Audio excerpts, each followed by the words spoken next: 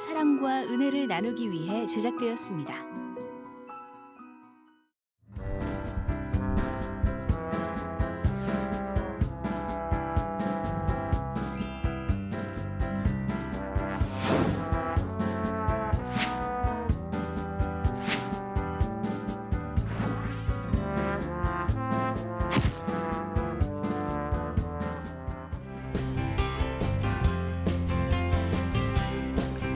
안녕하십니까. 하나님이 주시는 은혜와 감동이 있는 시간입니다. CTS 내가 매일 이쁘게 시간입니다.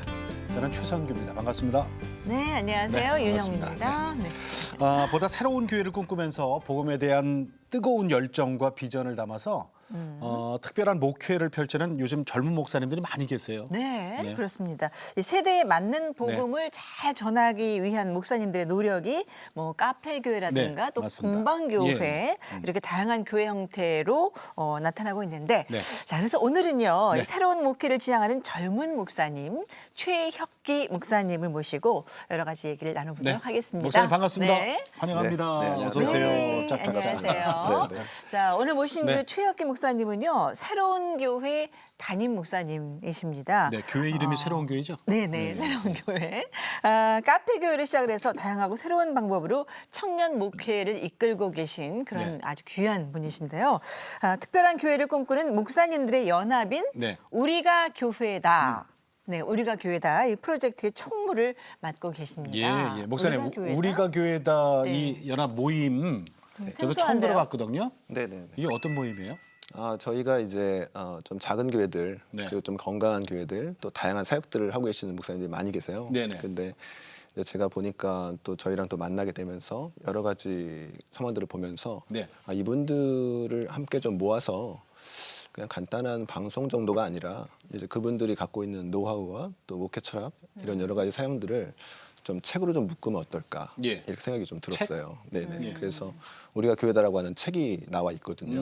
그래서 그래요? 책을 출간해서 공동 저자로 이번에 처음에 시즌 1에서는 12분 정도가 같이 참여하셔서 예. 거기는 이제 신학교 교수님도 계시고 그리고 일반적인 또 다른 목사님도 계시고 되게 다양한 범주로 같이 엮어가지고 책을 좀 같이 냈죠. 그래서 저희가 바라기는 이제 이 책을 통해서 이제 한국 교회에 다양한 이제 개척교회들이 많이 있고 예. 또 작은 교회들도 많이 있는데 또 신학생들도 그렇고 자기가 꿈꾸는 어떤 목회 사역에 대한 어떤 데이터가 많이 부족하거든요. 뭐 카페 교회만 하더라도. 예. 그런데 이렇게 책으로 좀 엮어 놓으면 뒤에서 이제 이걸 시작하고 처음 출발하시는 분들에게는 좀 도움이 되겠다. 그래서 그런 취지로 이제 시즌 1으로 우리가 교회다 책이 이제 출간됐고요. 예. 그러면 뭐 저희가 시즌별로 그렇죠. 나오나요? 예, 이번에 시즌 2를 또 준비하고 있어요. 그래서 아마 3월 달에 시즌 2 우리가 교회다 책이 또 나올 거예요. 목사님은 감리교죠? 네네네. 그러면 감리교 목사님들만 모이신 거예요? 아니면 초교파로 모이는 거예요? 네, 우선은 이제 감리교 목사님들이 제가 이제 만날 수 있는 분들이 감리교 네네. 목사님들 좀 편하다 보니까 시즌 1은 네네네 감리교 그렇게 목사님들이고. 됐고요. 네네네. 그러니까 앞으로 그래서 우리가 차차 교회다. 이제 좀 열어가려고 생각하고 우리가 있습니다. 교회다는 앞으로 그러니까 계속적으로 나올 거죠. 그렇죠, 그렇죠. 시즌별로. 네네네. 그래서 그 모임 그동안 이름 겸 책 이름이 네네. 우리가 교회다. 네네. 좋은데요, 거기서 제목이? 우리가라는 뜻이 이제 사람들을 가르치는 거예요. 아. 건물이 교회가 아니고 사람이 교회다. 우리가 교회다. 이런 뜻으로 이렇게 좋습니다. 이름을 거기서 지었습니다. 총무로 섬기고 계시고. 네네네. 그 목사님이 지금 그 카페 교회 하시잖아요. 네네네. 그 교회 이름이 이제 새로운 교회예요. 네네. 그럼 이 카페 교회 기존에도 카페 교회가 있단 말이에요. 그렇죠. 그럼 이 새로운 교회가 네. 다른 카페 교회하고 어떤 차별성이 있죠? 네. 원래 이제 카페 교회라고 하면은 우리가 두 가지로 생각해 볼 수가 있는데요. 예. 첫 번째는 좀 대형 교회나 큰 교회에서 1층 로비를 카페로 이렇게 만들어서 그렇죠. 이제 교인들의 소통 공간으로 활용하는 경우가 있고요. 예. 그리고 저희가 또 생각하는 두 번째 교회는 이제 그 공간이 곧 예배 처소이면서 또 하나는 카페 공간으로 같이 활용할 수 있는 예. 그런 형태의 카페 교회가 있는 거죠. 그래서 저희 교회는 이제 후자에 속하는 건데 그러다 보니까 예배도 카페 안에서 드리고 예. 또 평일에는 그 공간이 개방돼서 카페로서 많은 사람들이 소통하고 와서 커피를 마실 수 있고 이렇게 열려진 공간으로 사용하되 예. 기존의 카페 교회랑 저희가 또 다른 점은 기존에는 이제 목사님들이 대부분 카페를 운영해 나가시는 경우가 많았어요. 예. 교회를 개척하면서 카페를 인수하고 거기서 바리스타로서 카페 사업장을 운영해 나가다 보니까 거기서 오는 좀 한계점들이 있었단 말이죠. 그러니까 바쁘죠. 예, 예. 또 이제 뭐 고객 관리해야 되고 또 경영하랴, 매출해야 되고, 또. 예, 커피 타야 되고. 근데 이게 쉽지 않은 일이란 말이죠. 근데 만약에 이러다가 카페 장사가 잘 안 돼서 문을 닫게 되면 그냥 카페만 문을 닫는 게 아니라 사실은 교회가 하나가 그렇죠, 문을 닫게 같이. 되는 상황이 펼쳐졌죠. 그래서 제가 생각하기로는 그러면 우리는 그렇게 하기보다는 예. 처음부터 뭐 아직 전문적인 지식도 없는데 카페를 덜컥 인수해서 운영해 나가기보다는 예. 처음에는 카페를 좀 빌려서 해보자.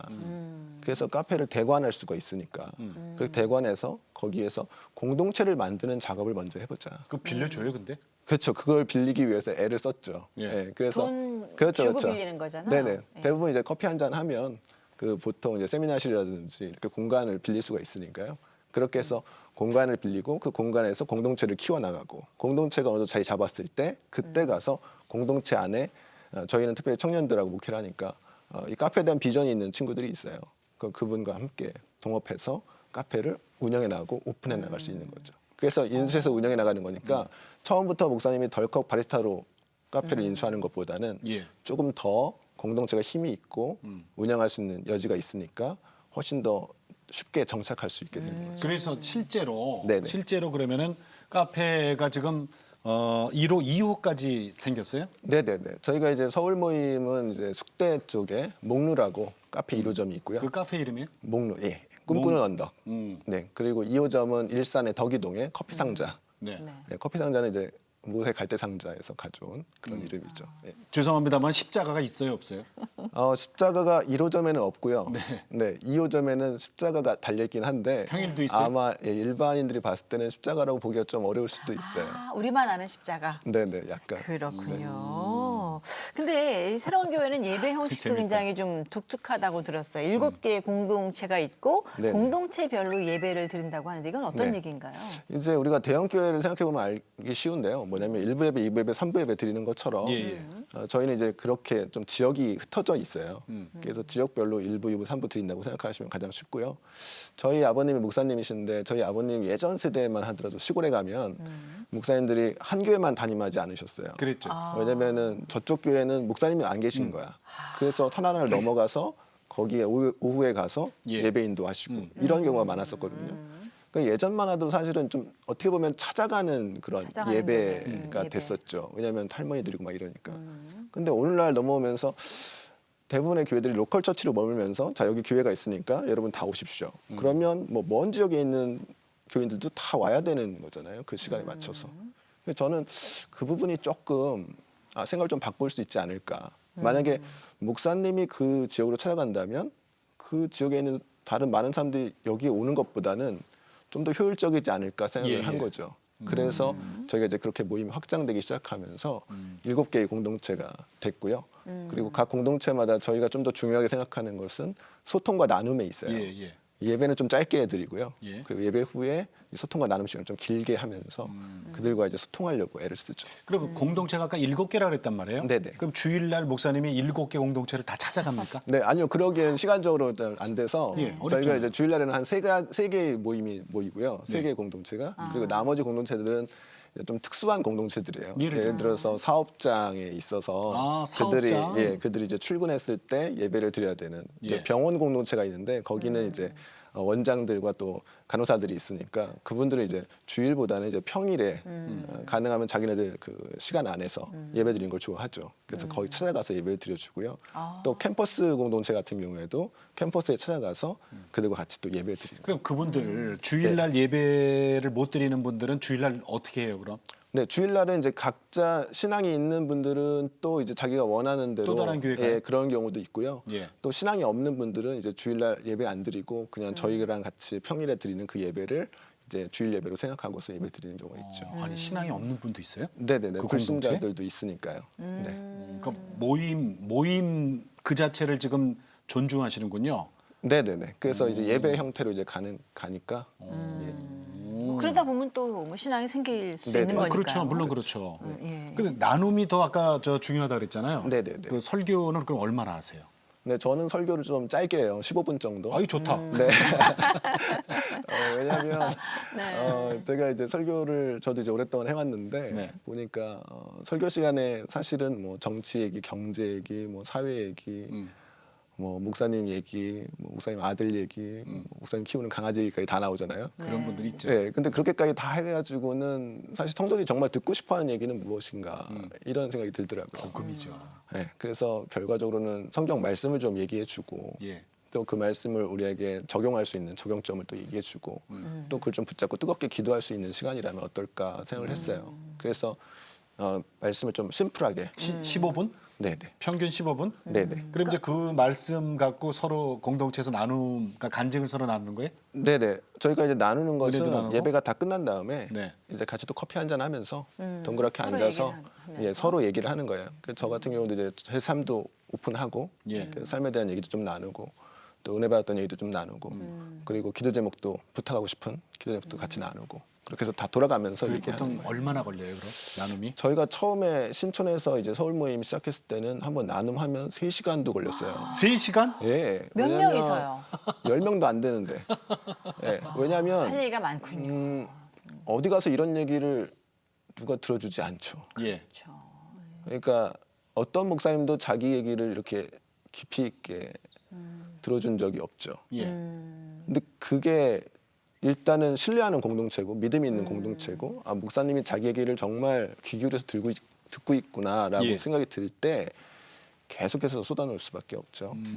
그럼 찬양도 하고 네네. 그쵸? 찬양은 한 곡만 하고요. 한 곡만. 네. 찬양 한 곡, 말씀 15분. 15분, 네, 그다음에 네. 3시간 나눔. 나눔. 네네. 기도도 네, 하겠죠? 기도는 이제 처음에 있어요. 네, 처음 시작을 저희가 기도로 열어가고요. 그럼 도대체 커피를 몇 잔을 마셔야 돼요?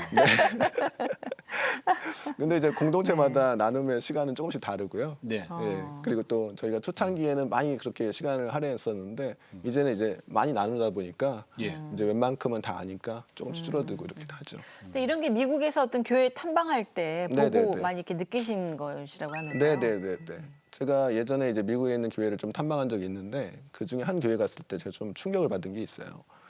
예배 시작 전인데 뭐 교인들이 다 로비에 다 서가지고 서로 뭐 커피 한 잔 들면서 막 인사하고 막 세어하고 그러고 있는 거예요. 그러다가 이제 예배가 시작합니다. 그러니까 찬양팀에 올라가서 악기에 앉기 시작하고 그 저는 이제 찬양하려나 보다 이랬더니 예. 목사님이 나오시는 거예요. 목사님이 나오시더니 무슨 얘기를 하시냐면 여러분 우리가 지금까지 기도했던 교육관을 짓기 위해서 우리가 기도했던 그 땅을 엊그제 계약했습니다. 이 얘기를 예배 처음에 딱 터트리는 거죠. 광고네, 광고. 그렇죠. 근데 그 얘기를 하자마자 앉아있던 뭐 수많은 성도들이 다 환호성을 지르고 뭐 박수를 치고 왜냐면 그 공동체는 그게 기가 막힌 기도 제목이었던 건데 그게 이루어졌잖아요. 그 이루어진 얘기를 뭐 우리 같으면 예배 끝나고 광고 시간에 하겠지만 예배 처음에 하는 거예요. 그래서 그걸 보면서 예배가 완전히 분위기가 버라이어티가 바뀌더라고요. 축제 분위기로. 그래서 이제 오늘 예배에 특별한 의미가 부여되고 특별한 공동체의 기도가 시작되고 예, 예. 그들의 참여도가 달라지고 몰입도가 그 달라진다고 공동체의 보는 거죠. 기도 제목을 목사님 확 던져주시네요. 그렇죠, 그렇죠. 그렇게 하면서 시작하는 거예요. 그리고 이미 전에 우리는 먼저 와서 뭐 수다 떨고 뭐 커피 마시고 카페니까 자연스럽게 마주보게 되고 누군가는 말하고 누군가는 듣게 되고 그렇죠. 음악이 나오고 네. 조명이 있고 그러니까 기존 교회랑은 완전 다른 어떤 카페 교회의 문화가 생기는 거죠. 그래서 여기에 들어오면서 벌써 사람들은 마음문이 어느 정도 열린 그렇죠. 상태예요. 자리 배치는 어떻게 돼요? 우리 일반 교회에서는 내 앞사람 그 뒤통수 보고 앉잖아요. 네네 그렇죠. 어떻게 장의자 이렇게 돼 있고 예, 그렇죠. 예. 네, 저희는 그렇지는 않고요. 어떻게 해요? 다 카페처럼 똑같이 서로 마주보고 이렇게 앉아 있을 수 있게끔 정리되고 제가 이제 말씀 전하고 이럴 때만 의자를 좀 이렇게 돌려서 돌리고. 앉을 방향을 수 좀 있도록. 돌리고. 네네네 그렇게 그렇군요. 진행됩니다. 그 7개 공동체 아까 네. 이제 뭐 병원도 있고 회사도 네네네. 있고 학교 앞도 있고 그러면 정말 특징이 아주 분명하겠네요. 그렇죠, 그죠? 그렇죠. 예, 각자 공동체마다 다 특징이 분명하고요. 저희가 이제 처음에 서울 모임 신촌에서 카페를 간신히 빌려가지고 예배를 처음 시작했을 때 저희가 한 10개월쯤 됐는데 어떤 문제가 생겼냐면 그때는 모임이 하나였죠. 근데 어떤 문제가 생겼냐면 저희 안에 이제 아이들을 데리고 있는 애엄마들이 있는 거예요. 청년들도 있고. 그러니까 이 아이들은 나눔할 때 2시간, 3시간 나누면 애들은 아주 힘들어하는 거죠. 막 떠들고 울고 그렇죠. 밖에 나가고 그럼 애 그렇죠. 엄마들이 이 애를 제대로 케어할 수가 없는 예, 예. 상황이 되는 정신도 거고. 분산되게 그렇죠, 돼 있죠. 그렇죠. 또 대화를 나눌 때 소통의 주제도 좀 다른 거예요. 청년들의 봐줘야죠. 주제와 아이 엄마들의 주제가 확연히 다르죠. 다르죠. 네. 그래서 이거는 조금 분리가 필요하겠다라고 생각이 들어서 그래서 처음에 이제 서울 모임 그 다음에 이제 일산 모임을 우리 가정 공동체 모임을 만들어 보자. 그렇게 해서 모임이 이렇게 분리가 되는 계기가 됐었어요. 네. 그래서 각 모임마다 여러 가지 다양한 특징들을 가지고 그렇게 진행되고 있습니다. 캠퍼스도 있다 그랬죠. 네네네. 캠퍼스는 이제 학생들. 네, 저희가 이제 캠퍼스 선교는 사실 많은 분들이 캠퍼스 선교는 어렵다. 뭐 선교단체들도 다 쉽지 않고 또 현장에 가면 뭐 이단들이 판을 치고 있고. 그래서 저희도 당연히 그렇게 다 데이터를 갖고 있으니까 어렵다고 생각했지만 그러나 한 가지 마음이 드는 것은 다 어렵다고 해서 그러면 아무도 안 할 건가? 그래도 누군가는 해야 되지 않을까? 그렇죠. 그런 마음이 들어서 저희가 이제 들어가기 시작했는데 저희는 좀 구조적으로 목사님 한 분, 전도사님 한 분 이렇게 팀을 짜서 학교별로 이렇게 들어갑니다. 예. 그렇게 해서 거기 학생들, 한국 학생들을 붙이고 저희의 포커스는 한국 학생도 있지만 또 하나는 외국인 유학생. 요즘에 외국인 유학생이 그렇게 많이 들어와 있어요. 많아요. 예, 근데 동남아 스키 많이 오죠? 예, 근데 그들에 어우, 대해서 많이요. 뭐 저기 누구도 뭐 러시아도 예, 있고요. 손대지 않죠. 예, 많이 왔어요. 예, 왜냐하면 선교단체는 또 그들을 언제 훈련해서 또 다시 그 나라 갈 텐데 어떻게 하겠어요, 그죠? 그리고 또 대형 교회나 일반 교회들도 사실 이 학생들을 붙잡기가 만만치 않은 일이고. 근데 저희는 좀 더 마음을 좀 열어서 이 아이들을 저희가 같이 케어하고 같이 예배 드리고 예. 신앙적으로 같이 좀 심어주고 하면 결과적으로 이 아이들은 나라로 돌아가서 선교사의 사명을 감당할 수 있겠다. 크리스찬으로 살아갈 수 있겠다.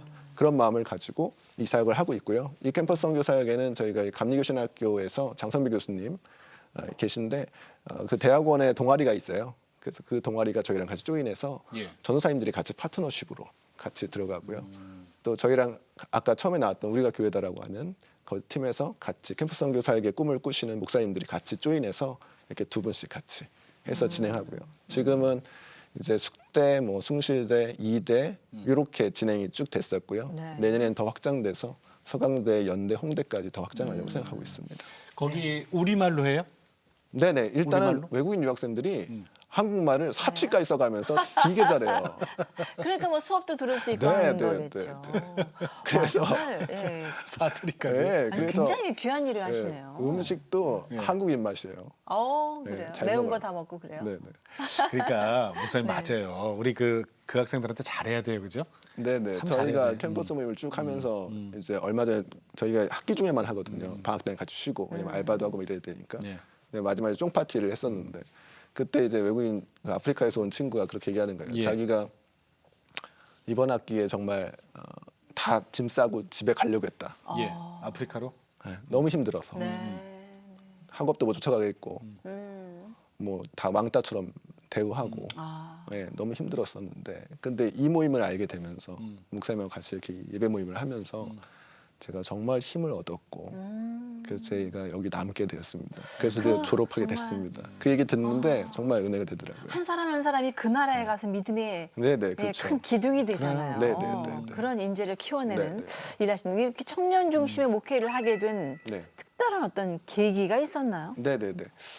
저는 이제 청년들을 바라볼 때 이제 예. 교육 목사로 제가 세 곳에서 목회를 했었어요. 예. 그래서 인천의 온누리교회나 성은교회 그리고 서울의 백안교회 이렇게 다 감리교 쪽 교회들인데 교육 목사로 쭉 있었고 하다 보니까 어떤 마음이 드냐면 여기 예배를 열심히 잘 드리고 있는 이 청년들은 제가 아니어도 예. 다른 목사님이 오셔도 다 하겠더라고요. 레귤러 하니까. 대형 교회 청년부. 그렇죠. 근데 그 같은 시간대에 뭐 신촌 한복판에 서 있어 보면 예. 그 같은 시간대에 어디 캠퍼스 마당에 한번 서 있어 보면 수많은 청년들이 보이거든요. 근데 그 청년들한테는 누가 가나 이런 마음이 있었어요. 그래서 그런 고민과 그런 마음들이 쭉 있었는데 주님께서 이제 말씀을 또 주셔서 제가 이제 두 가지 말씀을 좀 받고 그래서 아브라함에게 주셨던 그 말씀 내가 너로 큰 민족을 이루고 예. 내 이름을 창대케 하여 너로 복의 근원이 되겠다고 하셨던 그 말씀 붙잡고 교회를 좀 개척하고 시작해야 되겠다라고 마음을 갖게 되고 또 사도 바울에게 주셨던 내가 너로 이방인의 빛으로 세워서 너로 어떤 이방인들을 구원하게 하겠다라고 예. 하셨던 그 말씀을 좀 붙잡고 그래서 그 두 가지 말씀을 좀 붙잡고 교회를 좀 개척하게 됐죠. 특별히 청년 또 다음 세대 또 젊은 세대 이들을 좀 포커싱해서 그들을 향해서 목회하게 됐습니다. 근데 지금 5년 되셨다고요? 네네네. 그러니까 5년 만에 100명의 교인이 됐고 7개의 공동체가 네. 세워졌어요. 지금 네. 이제 앞으로 더 이렇게 확장이 될 텐데 네. 처음에 네. 정말 이 목회를 시작할 때 굉장히 어려움 많으셨을 것 같아요. 네, 네. 첫 발은 어디서 하신 거예요, 그러니까? 네, 제가 처음 교회를 이제 시작하려고 했을 때 예. 저희 아내한테 좀 물어봤어요. 아내가 직장생활 쭉 하고 있었거든요. 그래서 부목사로 있을 때 이제 교회를 좀 새롭게 시작해 보려고 하는데 어떻게 괜찮겠냐. 그랬더니 아내가 괜찮다고 시작해 보시라고 얘기하더라고요. 네. 그래서 감사하게. 근데 이제 그렇게 말은 했지만 저희가 집도 없었고 또 돈도 모아놓은 것도 없었고 네 그래서 막연하죠. 예. 그래서 어떻게 할 수가 없어서 처음에 이제 집을 구하기 위해서는 저희 여동생한테 결혼 전이어서 그래가지고 저희가 좀 같이 살자. 그래서 얹혀 사는 거죠? 네네네 얹혀 살자. 네, 네. 그래서 부탁을 좀 했더니 또 흔쾌히 여동생이 뭐 오빠 도와주겠다고 해서 그래서 같이 살게 돼요. 목사님이 살자는데 뭐. 네. 은혜 받는 집이 되는데 뭐. 네네. 그리고 이제 두 번째로 이제 교회 건물을 얻어야 되는데 네. 교회 건물을 얻을 돈도 없죠. 그래서 또 감리교단법에서는 사실 교회가 건물이 있어야 사실 이제 그 목회자가 인정받고 교단에 들어가는 거거든요. 그런 게 있어요? 네네. 네. 그래서 이제 법적으로. 근데 저희는 그렇게 얻을 건물이 없었기 때문에 아까도 말씀드렸지만 신촌에 있는 작은 카페를 하나를 빌려가지고 예. 대관에서 사용하는 걸로 그렇게 공동체를 만들어가는 근데 걸로 빌려주나요, 시작을 그걸 하고, 네네. 그 저희가 처음에 신촌에 갔을 때 한 하루 종일 뭐 여러 군데 카페를 다 가봤는데 예. 대부분 주일날이 피크이기 때문에 다 안 된다는 거죠. 네네. 예, 그래서 한 저녁 때쯤 다 포기하고 이제 가려고 하는데 마침 이렇게 로타리를 도는데 한 작은 카페 하나 보이더라고요. 그래서 제가 이제 내려서 가서 그 알바생한테 말을 했더니 잠깐 기다려보라고 사장님을 바꿔주겠다고. 그래서 바꿔 통화를 해보니까 성결교 목사님이신 거예요. 주인이요? 네네. 그래서 뭔가 하고 제가 설명을 들었더니 예. 그 지하 1층이 교회고 여기 1층은 작은 카페를 해서 이제 교회가 이제 카페 사역을 또 하고 있더라고요. 예, 예. 그래서 그런 공간인데 이 목사님이 뭐라고 하냐면 자기는 또 개척교회고 또 자기네도 또 주일날 여기 공간은 쉬니까 이 공간에서 예배를 드려도 된다. 그래서 저희가 대관하는 걸 허락해 주시더라고요. 그래서 고맙게 너무나 이제 잘 대해 주시고 잘 믿으셔서 그 다음 주부터 저한테 열쇠를 맡기시더라고요. 네. 그냥 열쇠 문 따고 자유롭게 들어가서 와라. 예배 아니, 같은 드리시고 목사님이니까. 닫으라고. 네네네. 그래서 그래서 그렇게 첫 예배를 몇 명이서 시작하신 거예요? 저희가 이제 제가 한 달, 두 달 정도를 이 개척을 위해서 준비를 많이 했었고요. 네. 그리고 제가 그나마 있는 인맥들을 동원해서 네. 그분들에게 이제 저희 개척교회를 해서 이렇게 하겠다라고 하는 기획안을 좀 작성해서 이메일로도 다 보내드리고 또 기도하고 또 같이 통화하고 네. 이렇게 해서 2013년 1월 6일 날 처음으로 첫 예배를 모였는데 첫 예배 3명 모였어요. 그 3명이 저랑 집사람이랑 여동생? 여동생. 네, 그래서 제 마음속에 이거 이렇게 시작해야 되는 건가 이런 마음도 들고 또 한편으로는 네. 그래 이렇게 시작해야 나중에 할 말이 있겠지. 그렇죠. 그게 할 말이 있는 거죠. 그리고 또 예. 하나는 펜젤러 목사님이나 언더우드 선교사님이나 두 분 다 처음에 와서 뭐 한국을 보면서 조선 땅을 보면서 답답하다 정말 답이 안 보이고 안개 속에 있는 것 같다라고 말씀하셨던 것처럼 저도 첫발 시작이 이렇게 된 거에 대해서 하나님께서 앞으로 어떻게 열어가실까 이런 마음들을 가지고 이제 시작하게 됐던 거죠. 네. 자, 그러다가 이제 그 많은 분들이 이제 모이기 시작해요. 네네. 그 3년간 네. 목사님이 안 해본 일이 없다 그러네요. 네네. 처음에는 이제 교회를 개척했는데 네. 뭐 이제 재정이 없으니까 그래서 뭐 집사람도 직장생활 계속 하고 있었던 네네. 거고 그러면서도 저도 또 일을 좀 해야 되겠더라고요. 그래서 뭐 편의점 알바부터 했죠. 야간 알바 쭉 예. 오랫동안 했고 그리고 공부방도 해봤고 뭐 컴퓨터 수리도 해봤고 뭐 디자이너도 해봤고 그리고 뭐 화물차도 운전해보고 네. 또 삼성 수원에 있는 단지가 있어요. 예. 거기 가서 이제 오라인에서 또 막노동도 또 뛰어보고 그래서 상당히 많은 일들을 경험을 했죠. 그래서 그런 일들을 하면서 성도들이나 교인들이 현장에서 겪는 어려움들 이런 것들 많이 또 체험하게 되고 화물 그러면서- 차 운전도 하시고. 네네네. 네, 그래서 거기는 이제 책을 배송하는 곳인데요. 네. 파주에 이제 출판단지에 가서 책을 실어가지고 이제 배송하는 거죠. 음. 그래서 그 탑차에다가 그 책을 거의 가득 싣고 가야 되는 거라서 그걸 이제 혼자 실어야 돼요. 네. 되게 무거워요. 그래서 무겁죠. 네, 진땀을 빼면서 이제 일을 하고요. 그리고 아, 또 힘도 없으실 것 배송하고. 같아. 날씬하셔서. 네, 그래서 이제 아침에 한 5시 정도 일어나서 한 6시까지 이제 출근해서 그 일을 해가지고 하고 저녁에 퇴근하면 한 8시, 9시 정도 되니까 거의 하루를 꼬박 다 거기에 쏟는 거죠. 네. 근데 그분들이 목사님인 건 알아요? 와서 일하실 때? 제가 따로 밝히지는 않았고요. 음. 그런데 의외로 또 눈치채시는 분들은 또 아시더라고요. 왜 이제 뭔가 향기가 나나요? 잘 모르겠어요. 근데 어쨌든 네, 또 아시는 분들은 아셔서 그 아셨을 때 네, 반응은 어떻든가요? 그냥 모른 척 해주시더라고요. 목사님, 제가 이걸 왜 여쭤봤냐면 네. 이렇게 3년간 정말 안 해본 일이 없을 정도로 이렇게 네. 아주 고된 일만 하셨잖아요. 야, 내가 지금 뭐 하는 건가 이거. 네네네. 이거 후회스럽거나 그러지 않았어요? 내가 잘못 그런 선택한 거 아니야? 마음이 이제 들었지만 그러나 하나의 분명한 사명과 예. 또 목적이 있어서 하나님께서 저에게 주셨던 어떤 사명, 그러니까 교회를 개척하고 이 교회를 통해서 젊은 세대를 좀 케어해내고 예. 그들에게 복음을 좀 증거하고 그런 어떤 공동체를 만들어가는 사명이 분명하다면 예. 그럼 내가 그것을 진행하는 데 있어서 겪게 되는 뭐 다양한 어떤 어려움과 이런 일들은 뭐 필요한 거 아닌가 이렇게 생각하면서 이제 넘어갈 수 있었어요.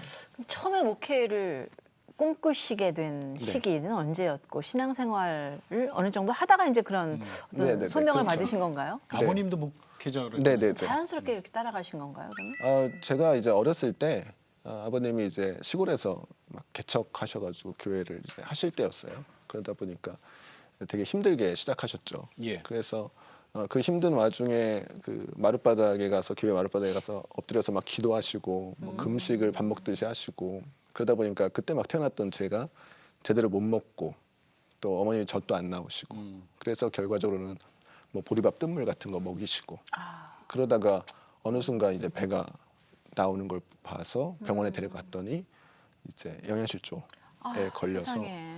그래서 의사 선생님이 너무 늦게 오셨습니다. 이 아이는 뭐 답이 없으니까 집에 데리고 계시다가 그렇게 보내는 게 좋겠다 이렇게 또 말씀하시고 그래서 집에 데리고 오셨대요. 그래서 집에 데려놓고 있는데 그날 밤에 이제 애가 숨 넘어갈 것 같으니까 그래서 어머니가 이제 마지막으로 한 번만 더 자기가 기도하고 오겠다 해서 저를 이제 등에다 메고 포대기를 메고 교회에 가서 막 기도하시는 거죠. 그날 밤에 얼마나 처절하게 기도하셨겠어요. 그럼요. 특히나 이제 첫 번째 아들이 주신 건데 그래서 뭐 한나의 기도가 안 나올 수가 없죠. 그래서 하나님께 이 아이를 살려만 주시면 예. 종으로 바치겠습니다라고 기도하시게 됐고 새벽쯤에 제가 이렇게 부르르 한번 떨더래요. 그래서 어머니 생각에는 죽기 전에 경련이 있지 않나 이렇게 생각해서 이제 애를 데려가시나 보다 하고서 이제 자포자기하고 이제 엎드려 계신데 새벽 기도하시러 이제 옆에 이모님이 이렇게 오시다가 애를 업고 있으니까 이렇게 풀러가지고 내려놓고 눕혔는데 제가 배가 쏙 들어가 있는 거예요. 그래서 이제 저희가 농담 삼아서 그때 포대기를 너무 세게 묶어서 배가 들어갔다 이렇게 얘기하는데 사실은 그날 밤에 하나님께서 기적 가운데 응답해 주신 거죠. 저를 고쳐주시고 치료해 주신 거죠. 그래서 그런 얘기를 나중에 어머니가 이제 고등학교쯤에 필요한 타임이죠. 그때 말씀해 주시더라고요. 너는 네. 사랑하는 종이다. 네. 그래서 제가 이제 그렇게 쭉 크면서 제가 초등학교 1학년 때 담임 선생님이 물어보더래요. 너네 커서 뭐가 될 거냐. 예. 그래서 다 이제 손을 하나씩 들었는데 저는 손을 2개 들었다고 그래요. 왜 어떻게 들어요? 그래서 선생님이 이제 궁금해서 물어보셨대요. 왜 2개를 들었냐? 그러니까 하나는 의사가 되고 싶고요. 하나는 목사가 되고 싶어서 들었어요. 이렇게 얘기를 하더래요. 그러니까 어렸을 때부터 이미 좀 그런 생각들이 제 마음속에 있었나 봐요. 예. 그러다가 이제 중학교 때 한번 이제 고관절을 다치게 돼요. 네. 예, 그래서 애들하고 놀다가 그래서 이제 고관절을 다쳐서 병원을 여기저기 돌아다니다가 최종적으로는 발견이 안 돼서 원인을 몰라서 이제 한 달 정도를 되게 아파하고 있다가 좀 마지막으로 대형 병원에 좀 가봐야 되겠어서 그 큰 병원에 가서 MRI를 촬영을 했더니 이제 이 안에 균이 침투해가지고 이 관절 연골을 다 이렇게 갉아먹어서 톱니바퀴처럼 돼 있어서 다리를 움직일 때마다 아픈 거죠. 그래서 MRI 상으로는 인공관절을 넣어야 된다. 그리고 이 아이가 30세가 되면 이제 성인용 인공관절을 다시 넣어서 재수술을 해야 된다. 그래서 그 다음 날 이제 수술을 하기 위해서 누워서 이제 수술을 하는데 의사들이 좀 놀란 게 이제 여기 아직도 흉터가 있거든요. 30바늘 정도. 이렇게 개봉을 해보니까 그 안에 이제 피하고 고름만 있고 연골은 너무 멀쩡하게 있더라는 거예요. 그래서 이 의사분도 기적이라고 학계에 발표하고 그리고 다시 봉합만 하고 네. 그리고 저는 이제 이거를 다시 살이 붙어야 되는데 이게 예. 이제 구부러지는 면이다 보니까 네. 이게 제대로 붙기 위해서 누워가지고 한 몇 달 동안 있었어요. 네. 그래서 걸음마도 잊어버리고 그 정도로. 어. 그 나중에 알고 보니까 그때가 이제 부모님이 교회를 건축하는 시기라서 예, 예. 사실은 부모님이 제가 이렇게 누워 있을 때 잘 못 오셨어요. 바쁘셔가지고 그래서 할머니가 저를 간호하셨었는데 결과적으로는 그 일주일을 남겨놓고 저를 위해서 밤마다 또 철야 기도하시고 이 다리 때문에. 예. 그래서 최종적으로 그날 아침에 수술대에서 열어보니까 치유가 된 거죠. 그래서 그런 기적들을 경험하게 지금은 되면서 괜찮으세요? 네네 지금은 군대도 현역으로 갔다 왔고요. 네. 그래서 괜찮고요. 그래서 그 뒤로 이제 제가 1년 정도 학교를 휴학하고 그리고 다시 이제 그 다음 수련회에서 중고등부 친구들하고 같이 주님을 만나게 되죠. 기도하다가 네. 그래서 방언 터지고 뭐 아주 눈물 콧물 다 쏟고 네, 그리고 환상도 보고 어떤 그러면서 환상 보셨어요? 네 기도하고 있는데 거기서부터 그냥 하늘까지 쭉 공간이 열리고 오. 예, 하나님하고 뭐 예수님하고 성령님이 저를 바라보시는 그런 환상을 보고 목사님 네. 그 7개 공동체라 그랬잖아요. 네, 네, 네. 그 7개 공동체가 제각각이지 않습니까? 네, 네. 그럼 이게 뭐 해야 될 거 아니에요? 소통이 돼야 될 거 아니에요? 그렇죠, 그렇죠. 어떻게 예, 해요, 예. 소통을? 그래서 제가 생각한 거는 네. 이제 다 젊은이들이다 보니까 네. 저희 교회 안에서 좀 특별히 가능했던 것은 SNS를 통해서 가능한 사역들이 있겠더라고요. 네. 그래서 특별히 이제 카페 교회라고 하면 전통 교회랑은 좀 다르게 네. 뭐 예배 공동체, 뭐 사역 공동체, 행사 공동체 이렇게 얘기할 수 있는데 그 중에서 저희가 사역 공동체에 대해서 굳이 모이지 않아도 뭐 카톡방이라든지 아니면 페이스북이라든지 이런 데서 서로 상의하고 토론하고 논의할 수 있겠다. 그래서 그렇게 가지고 사역들을 만들어가면 되겠다라고 생각이 들어가지고 저희가 모든 공동체가 같이 통합적으로 사용하는 또 카카오톡 방이 있고 또 개별적으로 사역팀마다 사용하는 방들이 있는데 저희가 처음에 시작할 때는 중보기도 팀이라고 아주 단순한 팀을 하나 만들었어요. 예, 예. 그래서 그 팀에서 우리가 나눴던 기도 제목들도 같이 정리해서 올려주고 또 함께 기도도 해주고 그리고 또 뭐 기획팀도 만들어지고 행사팀도 만들어지고 이렇게 하면 점점 늘어나서 지금은 18개의 사역팀이 존재해요. 그래서 그 18개의 사역팀들 중에는 다양한 사역들이 많죠. 그래서 그 사역들을 해나가면서 예를 들어서 행사팀 같은 경우에는 저희가 1년에 2차례 아울리치를 가거든요. 그 예. 봄하고 가을로 시골 교회 가서 작은 교회들 가서 도와드리거든요. 예. 그러면 행사팀 안에 뭐 이제 청소팀장 그리고 벽화팀장 그리고 수리팀장 이렇게 3명의 팀장이 안에 있어요. 그러면 거기에 우리가 아울리치를 간다고 했을 때 이 3분이 다 개인적으로 준비를 하시는 거예요. 그래서 벽화를 뭘 그릴지, 페인트를 어떻게 사놔야 될지, 붓을 몇 개 사야 될지, 뭐 수리 도구를 어떻게 살지, 청소 도구를 어떻게 살지 그분들이 다 준비해 놓은 상태에서 우리가 아울리치를 1박 2일로 보통 하거든요. 그러면 다른 사람들은 그 행사 전날 거기에 같이 오셔서 참여만 하면 되는 거예요. 그리고 그날 현장에서 모였을 때 벽화 그리고 싶으신 분들은 벽화팀장에게로 청소하고 싶은 분은 청소팀장에게로 이렇게 분리를 해놓고 거기서 이제 계획을 세우는 거죠. 그래서 그 다음 날 하루 온전히 그 교회 가서 사역들을 쭉 진행하는 거죠. 그래서 개별적으로 따로 준비하는 그런 모임이나 회의가 사실은 되게 많죠. 기존 전통 교회는. 예. 근데 거기로 그런 시간 거는 많이 쓰죠. 그렇죠. 그래서 그런 거를 회의하다가. 좀 제거하고 정말 딱 포인트만 잡아서 이끌어갈 수 있도록 그렇게 좀. 그러면 실질적으로 그 오프라인에서 네. 이제 실제 상황에서 네. 100명이 다 한 공간에 모이는 일은 거의 없겠네요. 그렇죠. 네, 실제적으로 이제 우리가 다 시간대가 다 다르고요. 네. 또 각자 또 하고 있는 일들도 다 다르고요. 예. 예, 그러다 보니까 어떤 행사를 한다고 했을 때 행사에 100%가 다 참석하기는 어렵죠, 사실. 어느 교회나 마찬가지고. 예, 그래서 참여 멤버들끼리 거기에서 같이 이제 여러 가지 사역들을 같이 하는 거죠. 그러니까 SNS 상으로는 같은 성도인데 그렇죠, 그렇죠. 네. 실제로 얼굴 한 번도 못 보는 성도도 네, 있겠네요. 있어요. 네, 그래요? 네. 있어요. 네. 네. 그러니까 목사님은 다 아시지만 그렇죠, 그렇죠. 근데 1년에 한 번 정도는 모여서 네. 뭐 좀 운동이라도 하고 좀 그래야 되는 거 아니겠네요. 이제 그런 게 있어요. 뭐냐면 이제 전통교회에서 해오는 여러 가지 시스템들이 있잖아요. 그죠? 예배도 그렇고. 예. 근데 저는 카페교회라고 하면 이제 어떤 카페교회는 갔는데 목사님이 가운 입고 막 성만찬하시고 그러니까 정말 전통교회랑 똑같이 예배 드리는 경우가 있어요. 예, 예. 주보도 있고 막 다. 근데 저는 조금 다르게 생각한 게 그렇게 똑같이 할 것 같으면은 그냥 전통교회를 해도 되지 않을까? 예. 굳이 카페교회라고 해야 되는 장소만. 그래서 저는 카페교회라면 좀 새로운 패러다임을 가지고 가야 된다. 그래서 예배 형식부터 시작해서 모든 시스템이 네. 다 카페 형식을 좀 가졌으면 좋겠다. 그래서 저희는 주보도 없고요. 왜냐하면 주보는 굳이 안 해도 저희가 SNS에서 다 얘기할 수가 있으니까. 예. 그리고 저희는 이제 헌금 시간도 따로 없어요. 그거 어떻게 해요? 저희는 다 온라인 계좌가 있어서 교회를 후원하시거나 아니면 헌금하시거나 할 때 그 온라인 계좌로 각자 알아서 헌금하실 수 있도록 그런 시스템으로 같이 운영되고 있거든요. 근데 의외로 잘 되고 있어요. 네. 다들 다 알아서 하시니까. 네. 그러니까 이게 조금요 연세가 좀 드셨거나 네, 조금, 정통을 네. 이렇게 좀 고집하시는 분들은 그거 아닌데 이렇게 수 있죠. 거부 반응 일으킬 수도 있겠어요. 네, 그럴 수 있죠. 근데 이제 네. 기존 교회에서 사실 청년들이 지금 어떤 현상을 일으키고 있나 네. 우리가 살펴보면 사실은 다음 세대 아이들이 다 일주일에 한 번 정도 예배를 드리거든요. 네네. 주일학교부터 시작해서 중고등부, 청년부까지. 그러다가 어느 순간 성인이 되면서 네. 일주일에 10번 이상의 예배에 참여해야 되는 상황이 펼쳐져요.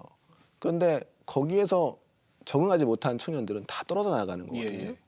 그래서 결과적으로는 지금 뭐 청소년이나 뭐 청년이나 대부분 다 이제 탈락자가 많은데 근데 이렇게 된다고 하면 누군가는 좀 그들을 포용하고 안을 수 있는 좀 새로운 패러다임을 갖고서 접근해야 되지 않을까 생각하게 예, 된 거죠. 예. 그래서 이 젊은 세대를 붙잡으려면 어떻게 될까? 젊은 세대가 교회 문턱을 넘기가 어렵다면 그러면 카페는 어떤가? 카페는 누구든지 와서 차 한 잔 마실 수 있고 부담 없이 같이 이야기 나눌 수 있고 소통하다 보면 예. 결국엔 관계성이 생길 거고 그러면 그 관계성을 통해서 우리가 복음을 증거할 수 있지 않겠나라고 예. 생각하는 거죠. 그러니까 기존의 전통교회는 전통교회대로 그 세대들을 맡아서 목회하시고 또 저희 같은 좀 새로운 패러다임을 갖고 있는 좀 젊은 교회나 또 새로운 교회들은 또 그들이 생각하는 그런 포커싱을 가지고 그런 세대를 안을 수 있다면 교회가 다양한 모습과 다양한 형태로 여러 세대들을 안을 수 있는 그런 목회가 되지 않겠나. 그러니까 아까 처음에 얘기했던 우리가 교회다. 네, 네. 사람이 교회고 우리가 교회다. 우리가 교회다. 그렇군요. 근데 요즘은 이제 뭐 사업자 등록을 하고 이게 비즈니스 네, 네, 영역으로까지 확장이 된다고 들었는데 그건 또 어떤 스토리가 있나요? 저희가 이제 18개의 사역팀들 쭉 운영하다 보니까 그 사역팀을 시작하게 되는 계기가 있었어요. 뭐냐면 저희가 그래서 문서팀 같은 경우에는 지금은 출판사로 됐거든요. 예. 근데 그 문서팀이 맨 처음에 시작할 때 제가 딱 보니까 우리 교회 안에 청년들 중에서 어떤 친구는 출판회사를 다니다가 그만두고 유치원 다니는 청년이 있고 또 어떤 청년은 구국문학과 출신인데 지금은 그냥 일반 회사 다니고 있고 또 어떤 청년은 뭐 칼럼니스트고 어떤 청년은 뭐 디자인 회사 다니다가 지금은 딴 거 하고 있고 그러니까 뭔가 제가 보기에는 그 청년들 탤런트가 다 있는데 그 탤런트에 맞지 않는 다른 일들을 다 하고 있는 거죠. 왜냐하면 다 경제적으로 어려우니까. 예. 그래서 마음속에 든 생각이 그러면 우리가 만약에 이런 문서팀을 만들고 출판사를 하는데 이 청년들이 함께 한다면 어떨까? 그래서 그 청년들한테 개인적으로 이제 물어봤죠. 그랬더니 청년들이 하는 말이 목사님 제가 문서선교에 대한 비전을 갖고 있었어요. 그런데 지금 상황이 좋지 않아서 제가 할 수가 없습니다. 그런데 만약에 목사님이 그걸 하신다고 하면 기꺼이 합니다. 예, 전 하고 싶습니다. 저는 그런 얘기를 들을 때마다 그럼 하자. 그렇게 마음이 들게 되는 거죠. 그래서 저희가 여러 가지 사역들을 하게 됐고 그런 사역들을 쭉 해오던 중에 예. 제 마음속에 어떤 생각이 들었냐면 그럼 좀 전문적인 사역들은 아예 사업자 번호를 내고 비즈니스화해서 가보자. 그게 뭐뭐 있어요, 그럼 지금? 저희가 이제 출판사도 하고 출판사. 있고요. 네, 홈페이지 회사도 갖고 홈페이지 있고요. 제작. 네, 네. 네. 그리고 또 디자인 회사도 갖고 있고요. 디자인 회사. 네. 아유. 그리고 또 카페도 또 2개를 또 하고 있고. 카페 재벌이시네요. 두 개. 네, 재벌. 아니 재벌은 아니고요. 이건 또요. 네, 또 NGO도 하고 있고요. NGO. 네, 또 아름다운 가게 같은 네. 또 선한 이웃이라고 하는 나눔터를 또 하고 있어요. 나눔터. 네, 네. 그리고 또 작은 도서관도 하고 있고요. 도서관. 네, 또 붕어빵도 하고 있고요. 붕어빵 직접 만들어요? 예, 사역을 진짜? 하고 있어요. 네, 네. 아니 그러면 혹시 집에서 뭐 안 쓰는 물건이라든가 책이라든가 이런 것은 기증해도 됩니까? 그럼요. 예, 지금 현재도 많은 분들이 기증해 주시고 계세요. 저 기증할 거 많은데 네네네. 연락드릴게요. 그래서 근데 또 하나 대안학교 네, 저희가 또 대안학교도 지금 준비하고 있고요. 준비해 거기는 네, 3월 달에 시작해요. 그리고 저희가 또 맘드림이라고 해서 네. 이제 산모나 육아 전문에서 하는 또 사역도 있어요. 그건 뭐예요? 맘드림이라고. 맘드림, 네, 맘. 네, 네, 네. 애기 그래서- 엄마들 네, 네, 네. 위한 그분들을 케어. 향해서 그래서 그 또 팀은 또 엄청난 하고 일들을 있고요. 그래서 다양한 사역들의 하시구나. 루트를 하고 있는데 그런 사역들이 결과적으로는 이제 다 같이 저희 멤버들이 다 참여하고 있는 것들이고 또 같이 연결해서 그러면- 수익금을 또 선교에 할 수 있도록 사용할 수 있도록 하고 있습니다. 대안학교 좀 네. 기독교 학교죠. 네, 네, 기독교 네. 학교는 어떤 학교를 꿈꾸세요? 대안학교라고 하면 세 가지로 분류할 수가 있는데요. 첫 번째는 이제 공부 잘하는 엘리트 학교들이 있죠. 있죠. 예, 국제고 같은 그래서 그런 대안학교가 있고요. 또 하나는 제일 밑- 탈북민 예. 아니면은 다문화 아니면 비행 청소년 같은 네. 적응하지 못하는 분들을 위한 대안학교가 있고요. 네. 세 번째 대안학교가 있는데 제가 여기에 관심을 갖게 됐어요. 뭐냐면 성품이나 인격이나 리더십이나 신앙을 교육하는 그런 대안학교예요. 예, 그래서 제가 이런 학교가 우리나라에도 꽤 있거든요. 그래서 그런 학교들을 좀 탐방하면서 이런 학교를 우리가 좀 만들어서 다음 세대를 좀 키워내면 좋겠다. 그래서 어떤 민족을 위해서 일할 수 있는 또 믿음을 가지고 신앙적으로 좀 세워줄 수 있는 그런 어떤 다음 세대를 키워낸다면 얼마나 좋겠나. 그래서 실제로 다 조사를 해보니까 대안학교 수업료가 너무 비싼 거예요. 비싸요. 평균적으로. 맞아요. 예. 그래서 저희 애도 못 보내겠더라고요.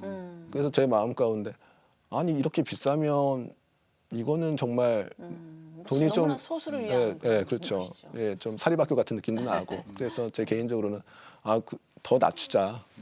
반값 수업료로 하자. 네. 그래서 저희가 이제 수업료는 되게 저렴하게 가고요. 그리고 그 수업료를 가지고 이제 아이들을 케어하는데 제가 현장에서 느낄 때 어떤 게 있었냐면 대부분의 아이들이 저희가 지금 초등과정을 시작하려고 하는데 대부분의 아이들이 학교가 끝나면 2, 3시예요. 예. 그럼 보통 요즘에 맞벌이 가정이기 때문에 예. 이 아이들이 2, 3시에 끝나면 아이를 케어할 수가 없어요. 그래서 아이를 학원에 보낸단 말이에요. 맞아요. 그래서 보통 2, 3개 학원을 돌려야 부모님의 퇴근 시간을 맞추는 거예요. 맞아요. 그거예요. 네. 그래서 제 생각에 그러면 그렇게 학원 보낼 돈으로 대안학교를 보내고 예. 대안학교에서 7시까지 봐주면 되는 거 아닌가? 맞습니다. 이런 생각이 들어서 그런 대안학교를 만들어 보자. 그래서 이제 그걸 준비하고 있습니다. 준비해요? 아니면 지금 다 됐어요. 그래서 지금 선생님도 지금 저희가 모셨고요. 3월 달에 이제 오픈한다고 네, 3월 1일 날 오리엔테이션에서 같이 얼마 안 부모님하고 같이 진행시키고요. 3월 2일 학생은요? 날부터 시작하고요. 학생은 저희가 3명이에요. 지금 네. 저희가 교회도 세 처음 명. 시작할 때 네. 3명, 네. 학교도 세 3명. 명. 네. 그래서 저는 상당히 긍정적으로 3이 완전 숫자예요. 네. 출발하기 딱 좋은 숫자입니다. 이렇게 하신 일이 많으시니까 우리가 기도를 해야 될 기도 제목도 참 많을 것 같아요. 네, 네. 기도 제목 좀 나눠주세요. 네네. 올해가 이제 저희가 5년 차가 되는 해예요. 예. 네, 그래서 어떻게 보면 하나님께서 이 5년 차 올해 안에 우리 교회가 좀 더 기반을 좀 다지고 좀 새로운 더 교회. 안정적으로 좀 되고 예. 그리고 우리 교회가 이제 제가 6년 차부터 10년 차까지도 계획을 하고 있거든요. 예. 네, 그래서 앞으로는 이제 동북아 쪽에 이제 조선족이나 북한 선교 또 이제 동남아 쪽에 또 어려운 나라들 그쪽에 대한 어떤 비전을 좀 갖고 있어요. 예. 그래서 그런 사역들을 좀 잘 감당할 수 있는 교회가 되면 좋겠다 생각을 하고요. 또 저희가 대외적으로 하는 활동들이 되게 많은데 그런 활동들과 사역들이 좀 다 잘 진행이 돼서 올 연말에는 좀 풍성한 열매를 좀 가지고 하나님께 감사 영광 돌릴 수 있는 그런 교회가 되면 좋겠다라고 생각합니다. 그래서 위에서 같이 기도해 주시면 감사하겠습니다. 네. 지금은 여동생하고 지금도 같이 사세요? 아니죠. 독립하셨어요? 네, 독립하셨어요. 잘 됐네요. 출애굽했어요? 네, 네, 네. 네. 아유, 참. 열심히 하나님의 일을 하시는 분. 네, 오늘 저희가 모시고 얘기를 나눠봤습니다. 우리가 네. 교회다. 네. 네. 자, 새로운 교회 담임하고 계시는 우리 최혁기 목사님과 귀한 얘기 나눴습니다. 네. 새로운 교회 찾지 마세요. 없어요. 공동체예요, 여기저기. 예. 고맙습니다, 목사님. 네. 네, 네. 네, 감사합니다. 감사합니다. 네. 네. 오늘 이렇게 최혁기 목사님 말씀 보니까 복음 전하는 것만 변하지 않으면 되잖아요. 그렇죠. 형식이야 뭐. 예. 각 세대에 맞게. 그렇죠. 네, 각자 맞게 하는 게 그게 좋은 거죠. 그렇죠? 네. 우리가 교회다. 내가 고린도전서. 교회고 우리가 사람이 교회다. 교회고. 맞아요. 이 말이 오늘 정말 막 와서 꽂히네요. 네. 자, 여러분 고맙습니다. 우리는 그동안에 건물 짓느라고 너무나 많은 빚을 지고 있지 않나 생각도 듭니다. 네. 우리가 교회다. 이거 아주 오늘 묵상하시면서요. 네. 저희는 다음 시간에 다시 찾아뵙겠습니다. 네, 안녕히 계십시오. 감사합니다.